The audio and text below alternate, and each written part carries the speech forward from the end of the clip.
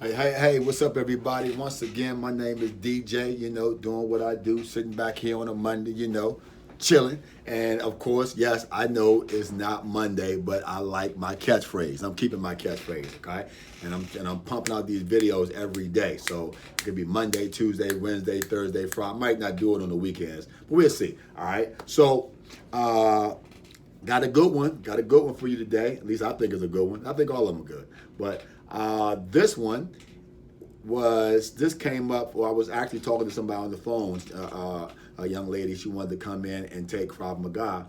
And well, the first question was, should women take Krav Maga?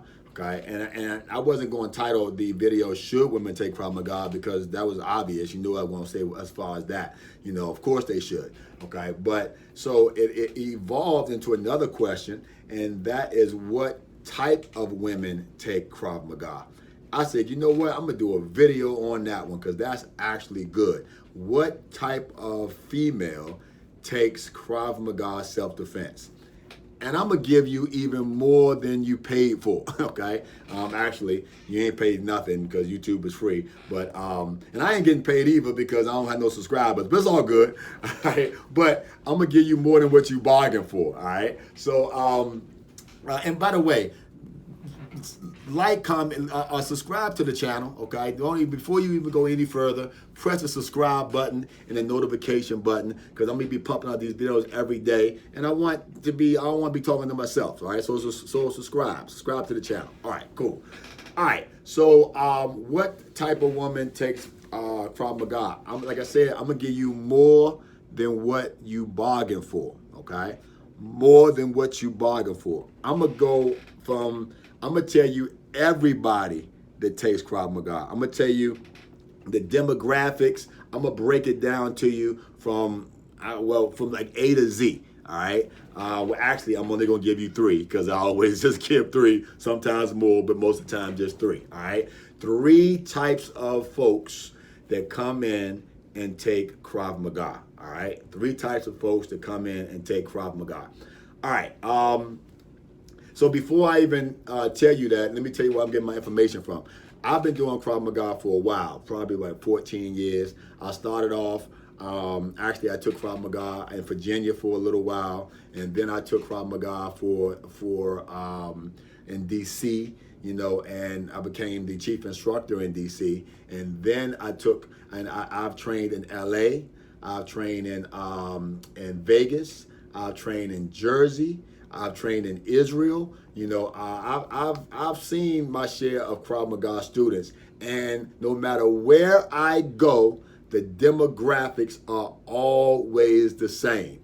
From here all the way to Israel, when people in Americanized go to Israel to train, the demographics are always the same. Okay, so here's the breakdown. All right, so I'm gonna start off. I'm gonna save the gender for last, since that's what the topic of the subject was, and I'm gonna give you three other ones. I'm gonna start off with race, okay? With race.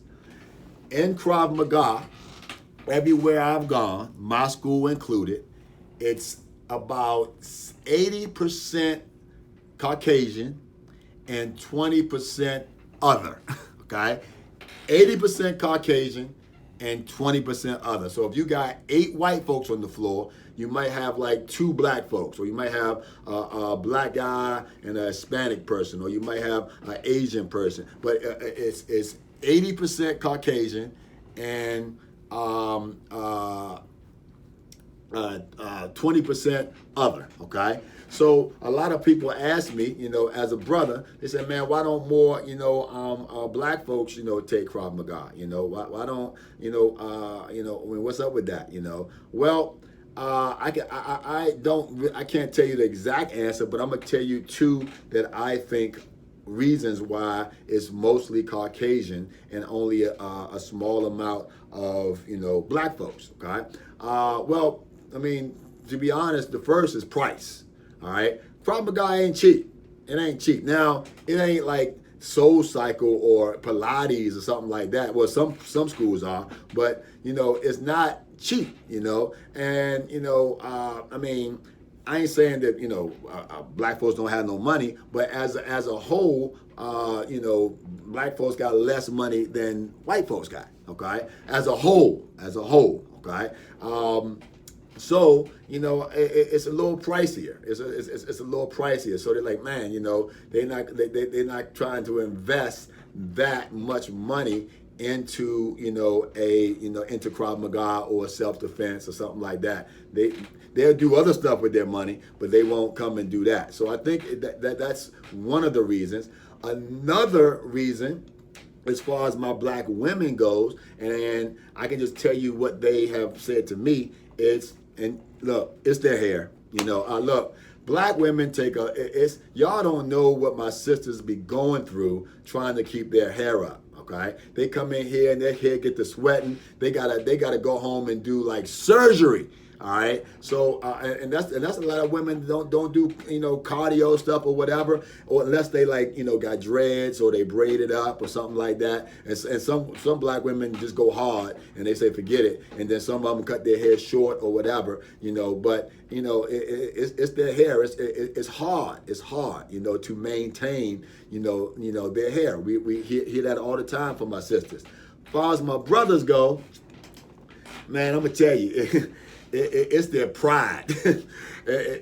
We some prideful folks. Black folks are some prideful folks, and the average young young man, not young, but like in his well, I might do ages too, but like in his 20s or 30s. One thing, self defense. Look, if he can't defend himself, he don't want everybody to know he can't defend himself by coming in and taking a Krav Maga class.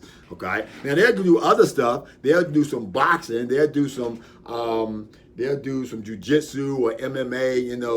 If it's in their budget or whatever, they'll do that. But those things are like sports.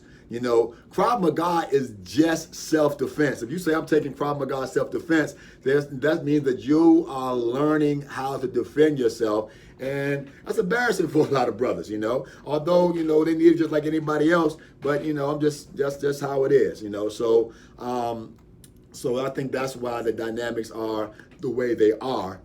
And that's pretty much the dynamics of the country, as far as the population anyway, but I think as far as the Krav Maga goes, self-defense goes, that's the reason why it's 80%, Caucasian and 20% other. Ironically, I'm in DC, CDK, and since we've been back open, my student membership is still that. But since we've been back open, the people who've been coming and take class, it's been the opposite. It's been 80%, of black folks and 20% others. I had 10 people join last month. 8 of them were black. So that was I don't know what's going on with that, but I'm cool with it. I'm cool with anybody that wants to come in. But it's just interesting dynamics. So that's about race, okay? So I said, I was gonna go into age, but I want to stick to salary, and I touched on it a little bit. As far as salary goes, now I'm in the DC area, so I don't know the equivalent salary of where you are, so you can Google it. I know like if in DC, 50,000, if you live in North Carolina, that's like the equivalent of making like less, 40,000, because the cost of living here is more. But the average student makes between 60 and about 120,000 a person, not a household. For a household is more if they're married or something like that. But between 60 and 120, okay? Some make a lot more. Some make a little less. Not a lot less, but a little less. But between 60 and 120,000 a year is what the average salary range for somebody who takes Krav Maga is, okay? So if you're a new person and you're trying to open a school or whatever, I'm giving you your demographics. I'm telling you what you need to market, all right? Because this is across the board. No matter where I go, that's the standard. That's the standard no matter where I go, okay? I said I was gonna give you 3, but since I mentioned age, age is kind of hard because it's kind of all over the place. You know, we got some teenagers that take it. We got some older, like, you know, I don't even like to call them older because they like warriors. I got some 60, 70-year-old warriors. I mean, they warriors. All right. So it's kind of all over the place with the age, but for the most part, it's between 30 and 50. Between 30 and 50 for the most part, okay? I got some people between, if I was going to bring it down some, I would say between 25 and 50. 25 and 50. Yes, I got people that's younger than that. I got some warriors that's older than that, but pretty much between about 25 and 50. 25 and 50, all right? So 80% Caucasian and 20% other. You know, salary between 60,000 and about 120,000. Age, you know, between 25 and, you know, 25 and 50 is the average age. Okay, I mean, where else can I go before I go? Whether they're single or married, mostly single. Mostly single. Now, when I say single, I don't mean they don't have boyfriends or girlfriends. Okay? I mean they're single, meaning they're not married. Okay? Mostly single, especially my women, you know, especially the women that come in, which we'll touch on in a second, but they're mostly single. I do have some married couples that come, or not couples, but married folks that come in. Like, for instance, my guys that come in, it's the guys that come in that's married, you know, of course they coming in to learn self-defense. You know, they want to be able to defend themselves and their family. They want to be stronger. But it's also, I won't say an escape, you know, but it's something to do outside of the household. You know, so, you know, like you know, most of my guys has come in and they're married. The only time that I actually see their wife is when we having a special event. You know, we have a special event, like we having an outing or something like that. They'll bring their wife, and that's when I meet their wives and stuff like that. But normally, you know, it's just them. And the same with my females is married. You know, the only time I meet their husbands if they're testing or something like that. You know, and I think they do it for the same reasons. They want to get stronger. They want to be able to defend themselves. Well, they're not trying to defend their husband. At least I hope they're not. They're trying to. That's a whole nother video. They're trying to defend themselves, and they want to get stronger. And it's also something to do outside the household. And look, you march the kids. I'm gonna go take this Krav Maga and, you know, get my few hours on. All right, cool.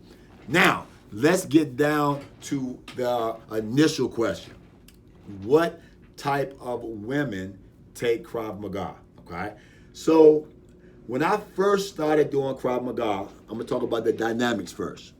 When I first started doing my Krav Maga, no matter where I went, was the same thing. Okay, it was about 70% men and 30% women. No matter where I went, okay, about 70% men and 30% women. And the 30% women were badasses, okay? I mean, they were like badasses, okay? So, like, you know, they were like goers, you know, when they hit that floor, it was something. You know, when I first came in, you had some women that was like, they were soldiers. They were bad asses, okay? 70% were men, the 30% were women, and the 30% that came in were badasses, okay? The dynamics changed as the years went on. In particular, the last, I would say, since I've been here at CDK, but the last maybe five years, the dynamics really changed, okay? It was starting to change a little bit before I opened here, but now it's about 60% women and 40% men. That's how I'm seeing it. 60% women and 40% men, okay? And the women that come in, they aren't always badasses. Okay, another thing happened, you know, within the last couple of years. Now, first let me talk about why I think more women started coming in. Okay, I think, what happened in the last, 5 or 10 years, something like that, with the women's movement. Women started, really, pushing, empowerment. And, look, if they can take Krav, we can take Krav. If they can do this, we can do this. We should get paid just as much as they. And it's been a big women's movement in the last maybe 5 to 10 years, which attracts women to come in to take things like Krav Maga, because Krav Maga is about self-defense, taking care of yourself. So that kind of attracts women, oh, yeah, taking care of myself. I know I'm going to go take some Krav Maga, okay? So that dynamic happened, and in the last, maybe 5 or 6 years, okay? The problem with that, okay? Here's the problem with that, okay? If you go to a self-defense school, a Krav Maga school, or whatever, a lot of Krav Maga schools, pretty much they do kind of workshops throughout the year. Not this year because of COVID, but throughout the year they do workshops. One of the most popular workshops is women empowerment workshops. I call it women empowerment workshops, and it used to be called women's self-defense workshops. But now they kind of changed it to kind of like women empowerment workshops. And in these workshops, the women come in, and it's normally women, women teaching women, empower and I don't like to say self-defense because that's not what they're doing, okay? Because basically, you come in and you learn the punches and the kicks and you hit the pads, and you rah, it's a rah, rah, rah, go, go, go. I feel strong. I feel powerful. Yay, right? And that's the class, okay? And they leave and they feel good, they feel strong, and that is great. The problem is when you call it self-defense. That's the problem, because that we always say giving people a false sense of security. All right, you can't, just because you feel good about yourself don't mean that you can defend yourself when it comes to a fight. Okay, just because you can do some flurries on a damn tombstone or punching bag doesn't mean that you can defend yourself again in a fight. Now, you do have to have fighting spirit to even learn Krav Maga. That's why in level 1, we do the flurries and the punches and stuff like that, but we're trying to teach you to have fighting spirit. We're trying to teach you to have fighting spirit, okay? But you just can't, I say it all the time, but what did the wise man say? Mike Tyson, everybody got a plan until they get punched in the face. Okay, you can feel good about yourself all you want, and if you can't take that punch, you're gonna go right back to where you was before. Okay, so the problem with the empowerment self-defense classes is they ain't actually teaching self-defense; they just teaching you to feel good about yourself. Now, that wouldn't be a problem if they told you got to learn some self-defense. Okay, well, because of the amount of women that's coming into schools, schools started tailoring their whole curriculum to empowerment, instead of self-defense. So you never actually learn the self-defense. You just actually learn to feel good, and they water down the Krav Maga part. I got a buddy, and I won't say who he is, all right? But I got a buddy who has a self-defense school, all right? And he changed his whole curriculum just for that reason. He changed his whole curriculum. He said, man, you know what? I can't take it no more. I can't take it, I'm cool with the women coming in and stuff like that, but they're not learning no self-defense. They're gonna go out here and get themselves, killed thinking they can do this stuff. He changed his whole curriculum. And now at his beginning levels, it's like 50% like wrestling. So when you go in the door, you're gonna get thrown across the mat. And basically what he's doing, he weeding them out. So if you ain't got no fight in you, then you out the door. The dynamics have changed again. He's probably back to like 70% men, 30% women, because the dynamics have changed, okay? And the 30% that's there are badasses. Let me tell you what I mean by badasses. A badass don't mean that you can kick some ass. That's not what a badass. I know a whole bunch of people that can kick some ass, but they ain't badasses, okay? A badass means that you will kick some ass, okay? A badass is somebody, they might not know how to fight, but they'll fight you. Okay, a badass is somebody that, they might not have ever thrown a punch, but if you throw a punch at them, they're gonna figure it out real fast. That's a badass. Okay, so the dynamics changed back at this school. Now he's back to 70-30, and he got 30% badasses. Okay, but a lot of schools are, well, man, all the money is in the other demographic. So they water their product down. Okay, and that's not good. So this is what I do at CDK. Now I haven't had a women's empowerment workshop in I don't know how long.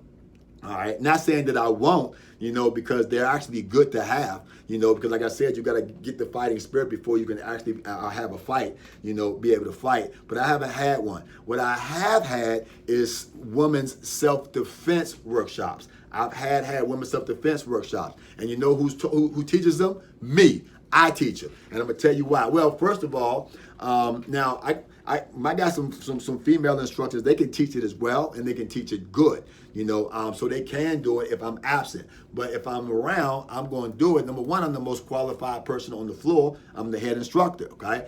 Number two, I'm a dude. Okay, look, I've never had a woman come and take my classes because she was trying to learn how to defend herself against women. Every woman that's come in, they want to learn to defend themselves against men. They don't want to defend themselves against women. So, if you afraid of a wolf, right, the best thing to do is hang around a wolf. Okay, so if you want to learn, how to defend yourself against a man, then you should probably get taught, how to defend yourself from a man's perspective, a man's point of view. Not saying that women can't teach it, and I'm gonna go into that in a second too. But okay. Let me tell you what happened to me. I got the stories, and I don't like making my videos too long because I know my videos been long lately. My bad, but I got a lot to talk about. I'm gonna make it quick. It was this dude, that I got into a situation, and this dude was like a bigger dude, right? It's a bigger dude, and I told myself, I said, man, if I ever have to defend myself against this dude, it's gonna be rough. So that was probably about, I don't know, 22, 23 years ago, something like that. And so when I started getting back into martial arts, right, I started training under a guy, y'all can look him up, Master Gerald Dawson. He passed away, the late, great Master Gerald Dawson. Master Gerald Dawson, he was like 6'3", big dude, right? And packed a punch. I said, I want to learn from him, because if I can fight him, then I can tangle myself against this other dude. Okay, so it's the same way, so I said, well, shoot, I'm going to teach it, and I'm going to give it from a man's perspective, because I'm the person, not me directly, the type of person that they will want to defend themselves against. So I teach them, all right? And I tell you now, here's the other thing, real quick, just so y'all know this. I also have men's self-defense workshops. All right, I'm the only one that probably does it. Okay, I do all men's workshops. I do all women's workshops. Okay, I'm gonna tell you now. I teach them because I am the most qualified person, because I'm the chief instructor. But I'm gonna tell you, interesting dynamic. The best instructors to teach men are women. The best instructors to teach men are women. I've been doing this for a long time, all right? With the exception of Master Gerald Dawson, okay? And Krav Maga, right? I can start naming them out, but I think I put this in another video, all right? The women are thorough, and I'm gonna tell you why. First of all, in order to get to that level where you are training men, you gotta be not only a badass, you also have to be technically sound. Okay, so you gotta, in self-defense, if your self-defense relies on your strength, then it's not a good self-defense system. All right, you need a self-defense that doesn't rely primarily on your strength. Where women are not going to be using their strength because they know that the adversary's type is going to be bigger and stronger than them. So they're going to be more technically sound. Okay, I got a jiu-jitsu instructor named Jay, and Jay, he told me, he said, man, if you ever get an opportunity to take a jiu-jitsu workshop from a black belt female, drop everything you're doing and do it, because they're the best at it. Because they gotta be. Because they're super technical. They super technical, man. I mean, they know exactly what they're talking about. So from my experience, the best instructor for a man is actually a woman. It is true. All right, so I just want to give you that. But so what type of woman takes Krav Maga? Okay, two types of women. One, women that are looking for empowerment. Okay, and two, women that are badasses. Okay, and it used to be it was only the women that were badasses, but now it's more of the women that are looking for empowerment. Now, I'm saying that when you come in, you could be looking for empowerment and then become a badass. That happens. But normally, the women that I've had that were badasses, they were pretty much badasses when they walk in the door. I got a commercial, and I'm going to end this in about 2 minutes. I got a commercial, a YouTube commercial, and I'll put it in the link below. Some of you might have saw it, where one of my instructors, or former instructors, Camille, teaches like the evolution of how it was when you come into Krav Maga and how you grow. Well, when she was coming in, she was all like bashful and kind of scared, and then as the video went on, she got more and more strong and strong, and she ended up being an instructor. Okay, that video is only based on a true story. It's based on a true story, okay? Because sometimes people come in and they're kind of a little meek and they get stronger. Not sometimes, a lot of times they come in and they get stronger as they're there. But it's based on a true story. The reason why I say that, because Camille was a badass when she walked in the door. Right? She ain't know no Krav. She was, the first time I saw Camille on the floor, I said, oh shit, that girl got potential, right? And every time a badass come in, we always say the same thing. We go, oh damn, hey, that girl, she gonna be good. Hey, she gonna be good. It's some women out here that are badasses, and with or without Krav, all right? They just take Krav to learn how to channel their badassness, so to speak. All right. So that's the dynamics, man. So just so you know, and your school may be different, and if you're a female, if you're coming in, to a self-defense school, just come in for whatever reason you want to come in, and do what you do the best to your ability. All right. Peace. I'm out. Oh. Don't forget to subscribe to my channel. I know my videos is long, but I got a lot to talk about, all right? Like, comment, subscribe. Peace. I'm out.